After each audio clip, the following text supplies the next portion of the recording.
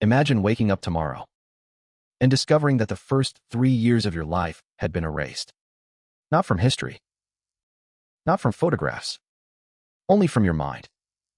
Every laugh, every fall, every face you learned to recognize, every moment that shaped the person you would become.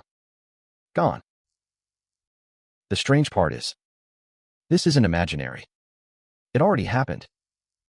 You once had an entire world that you can no longer enter. You heard your mother's voice before you understood language. You learned that certain faces meant safety. You discovered what hunger felt like, what comfort felt like, what fear felt like. You learned to crawl, then walk, then speak. Those weren't small moments. They were the foundation of your entire personality. And yet, if I asked you to remember an ordinary afternoon from when you were 2 years old, you probably couldn't. Not because it wasn't important, because your brain let it disappear. For over a century, psychologists have called this infantile amnesia. The curious fact that almost every human being loses access to the beginning of their own life. Most people think the explanation is simple. Babies can't remember. It sounds obvious. After all, their brains are still developing. So perhaps nothing was ever recorded in the first place. But that's not what the evidence shows. In fact, babies remember far more than we once believed. Researchers demonstrated this with an experiment so simple. It almost feels impossible. A ribbon was gently tied around a baby's ankle. The other end was attached to a colorful mobile hanging above the crib. Every time the baby kicked, the mobile moved. At first, the movement meant nothing. Then something changed. The babies began kicking on purpose. They had discovered a pattern. When I do this, the world responds. Days later, the researchers returned. The ribbon was attached once again. And almost immediately, the babies started kicking. They hadn't forgotten. Some of them were only a few months old, yet their brains had already stored the experience and brought it back days later. That single experiment changed the question entirely. Because babies clearly can create memories. They can learn. They can recognize people. They can remember patterns. So if the memories existed, where did they go? The answer begins deep inside your brain. Hidden beneath everything you're consciously thinking right now is a small structure called the hippocampus. Think of it as the brain's librarian. Every day, it takes the chaos of your experiences, conversations, birthdays, arguments, the smell of rain, the face of someone you love, and decides what becomes part of your story. Without it, your life would feel like an endless present. No yesterday. No last week. No childhood. Just now. But here's the problem. When you were a baby, that librarian hadn't finished building the library. The hippocampus was still under construction. Its connections with the rest of the brain were incomplete. Some of the systems responsible for turning experiences into long-term memories were still developing. For decades, scientists believed that explained everything. An unfinished memory system. Mystery solved. But then, they discovered something much stranger. What if your earliest memories weren't lost because your brain couldn't save them? What if they were lost because your brain was changing too fast to keep them? During the first few years of life, your brain grows at an astonishing speed. Millions upon millions of new neurons are being created. New pathways form every single day. It's one of the fastest periods of development you'll ever experience. Without it, you would never learn language, never recognize faces, never understand the world. Your brain had to rebuild itself, almost continuously. And that's where the mystery begins.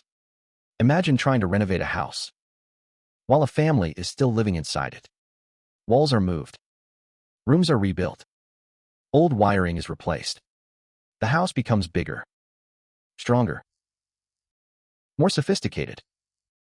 But not everything survives the renovation. Some things disappear. Some rooms no longer exist. Some belongings are lost forever. Your brain may have faced the same problem. As new neurons became part of existing networks, older connections were constantly reorganized, and those older connections may have been carrying your earliest memories. Researchers later tested this idea in animals. What they found was astonishing. When they increased the brain's production of new neurons, forgetting also increased. When they slowed that process, early memories lasted much longer than expected. Suddenly, forgetting didn't look like a failure anymore. It looked like the price of becoming smarter. The same process that built your adult mind may also have erased the child you used to be. But memory isn't the only thing that changed. Because even if every one of those early memories had survived, there's another question. Who would be remembering them? Think about your earliest memory. Maybe it's your first day at school, a birthday, a family trip. Whatever it is, there's one thing every memory has in common. You're in it. Not just physically. You know what happened to you. That feeling seems so natural that we rarely question it. But babies don't begin life with that understanding. Before language, before identity, before the word I has any meaning, there are only experiences.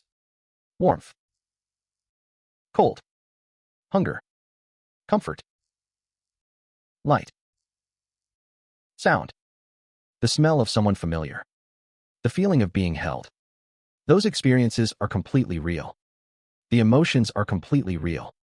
But there isn't yet a narrator connecting them into a single story. And scientists have a surprisingly simple way of seeing when that narrator begins to appear. A smile that is secretly placed on a young child's forehead.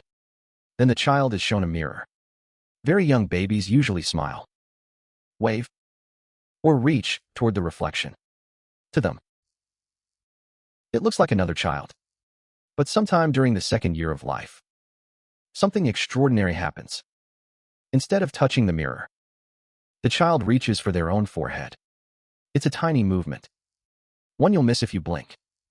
But psychologically, it's enormous. For the first time, they recognize the person in the mirror as themselves. That child isn't someone else. It's me. Around the same age, lasting personal memories also begin to appear. The timing isn't perfect, but it's close enough to make researchers wonder whether the two are connected. Because memories aren't just recordings of events. They're chapters in the story of a person. And before you know who that person is, there may be no story to attach them to. Which leads to an unsettling thought. Look at a photograph of yourself as a baby. You know that child became you. The body grew. The life continued. Nothing interrupted that journey. And yet, the mind inside that body was very different from the one listening right now. It didn't understand language the way you do. It didn't understand time. It couldn't reflect on itself. It wasn't asking questions about consciousness, or memory, or the meaning of life. In many ways, it experienced an entirely different reality. So here's the question. How much of that child still exists? Are they simply an earlier version of you? Or did that first version of your mind slowly disappear, replaced piece by piece, until the person sitting here today emerged? It sounds more like philosophy than neuroscience. But the deeper scientists study memory, the harder it becomes to separate the two. Because your brain is never truly finished. Even now, billions of connections inside your head are changing. Every conversation, every book, every heartbreak, every success, every mistake, they all reshape the structure of your brain. You're physically different from the person you were 10 years ago. Yet somehow, you still feel like the same individual. Why? Maybe identity isn't about staying the same. Maybe it's about preserving the illusion of continuity while everything underneath keeps changing. And then, there's one final piece of the puzzle. Language. Before you could speak, your world wasn't empty. It was incredibly rich. You recognized voices. You anticipated routines. You knew who made you feel safe. You understood far more than you could ever explain. But all of those experiences existed as sensations, not stories. There were no sentences, no names, no beginning, middle, or end. Imagine trying to find a book in a library, where none of the books have titles. The information is still there, but finding the right one becomes almost impossible. Language changed that. The moment children begin putting experiences into words, their memories become easier to organize, easier to revisit, easier to keep. Words don't just help us describe the past. They help us build it. They help us preserve it. Developmental psychologist Catherine Nelson spent years studying how children form lasting memories. What she found changed the way psychologists think about childhood. Children don't simply remember more because they get older. They remember more because they begin turning experiences into stories. Think about how parents naturally speak to young children. Do you remember when we went to the zoo? Who did we see? What happened after that? Those questions seem ordinary, but they're quietly teaching the brain something extraordinary. How to organize life. How to connect one moment to the next. How to turn scattered experiences into a personal history. Without that framework, a memory is like a handful of puzzle pieces with no picture on the box. The pieces still exist, but fitting them back together becomes incredibly difficult. Language gives those pieces meaning. It creates order where there was once only sensation. And something even more fascinating happens when researchers compare people from different cultures. They discovered that the age of our earliest memories isn't exactly the same everywhere. In cultures where parents regularly encourage children to talk about their experiences, to describe what happened, to tell stories about themselves, people often remember events from an earlier age. In cultures where those conversations happen less frequently, the earliest memories tend to begin. That means your earliest memory wasn't shaped by biology alone. It was also shaped by your family, your language, the conversations you grew up hearing, even the culture you were born into. Which brings us back to the original question. Why can't you remember the first 3 years of your life? Because there was never one single reason. Your memory system was still developing. Your hippocampus was still learning how to preserve experiences. Your brain was producing enormous numbers of new neurons, constantly rebuilding itself. Your sense of identity was only beginning to emerge. And before language, your experiences had no clear narrative to anchor them in memory. Each explanation tells part of the story. Together, they explain one of the strangest mysteries of being human. The beginning of your life isn't gone because it never mattered. It's gone because your brain had a more important job. It wasn't trying to preserve the person you were. It was trying to create the person you would become. And maybe that's the real paradox of memory. We often think remembering is what defines us. But perhaps forgetting is just as important. Imagine if you remembered every second of every day, every conversation, every meal, every face you passed on the street, every sound, every mistake, every insignificant moment. Your mind would drown beneath its own history. Memory isn't designed to keep everything. It's designed to keep what helps you move forward. Forgetting isn't always a flaw. Sometimes, it's a feature. It clears space for learning, for adapting, for becoming someone new. Which means the child in those old family photographs isn't truly lost. They still exist. Not as memories you can replay, but as the foundation of every thought you've ever had. Every habit, every fear, every preference, every relationship.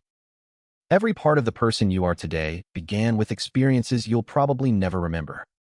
In a strange way, the most influential years of your life are also the ones you'll never consciously visit again. And perhaps that's why those missing years feel so mysterious. They're like the opening chapter of a novel that's been torn away. You never get to read it. Yet every page that follows depends on what was written there. Maybe you've spent your life searching for who you are, when the answer began long before you were capable of remembering it. Long before your first memory. Long before your first word. Long before you even knew there was a you. This is Vesper. And maybe the greatest mystery isn't that your first memories disappeared. Maybe it's that a mind can lose its beginning and still somehow become a complete story